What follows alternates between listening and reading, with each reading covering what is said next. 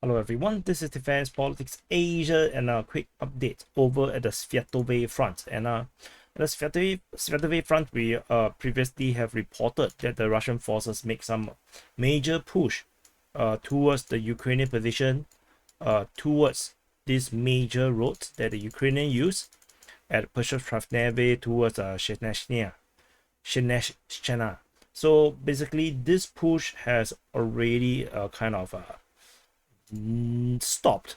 As I mentioned before, the Russian forces are very, they don't do their offensive very committedly.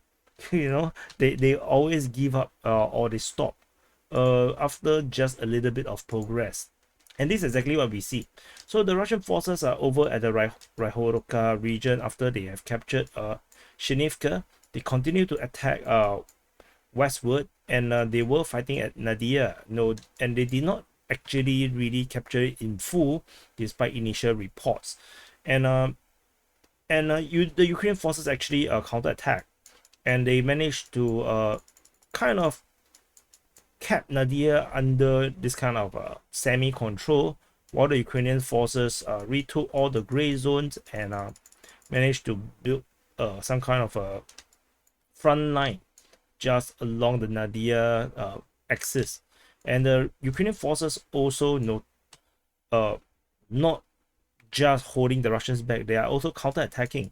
They are attacking directly towards Raihorodka, and they are attacking directly towards it between some of these two water bodies, and they are attacking towards this position. The Russian forces are holding the line, and this is being reported by the Russian Defense Ministry, and the fighting at Raihorodka has been ongoing. And you can see that previously 26th of July, 29th of July, we have already mentioned about this engagement of the Ukrainians trying to attack and cut the Russian forces from the back, and force a withdrawal of the Russian forces from this area here. And over at the Novojehorivka area, the Russian forces previously have captured Novojehorivka, and they continue to try to push westward to capture Svatoklibove. And however, the Ukrainian forces managed to reinforce this position, probably through a lot of very troublesome movement through the forest region. And as I mentioned, the Russian forces are really slow, and they managed to secure Svatoklibove, and they actually counterattack.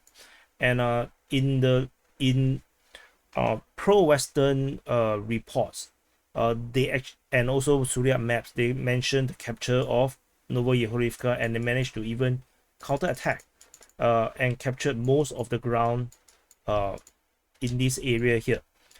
And this is not totally unmentioned and not corroborated from the pro-Russian side. Only Surya Maps and Deep State UA actually mentioned about this.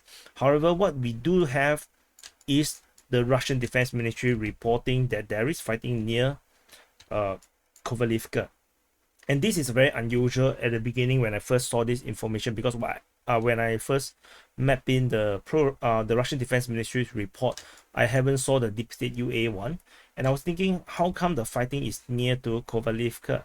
So with later information suggesting that Novojehorivka has been recaptured by the Ukrainian forces, then we can actually kind of confirm that actually this is like a tacit acknowledgement by the Russian Defense Ministry that they actually lost control of the area here, and the Ukrainian forces is currently on the offensive towards Kovalivka.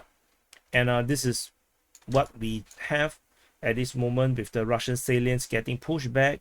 The capture of Novojehorivka has been reversed, and then also that the fighting is still ongoing for Nadia, with the Ukrainians trying to cut to the rear, attacking towards Raihorodka. So it's unclear how much more the Russians will want to hold this position, but the fighting is tentatively still ongoing. Anyway, thank you for watching, and I'll see you in the next update.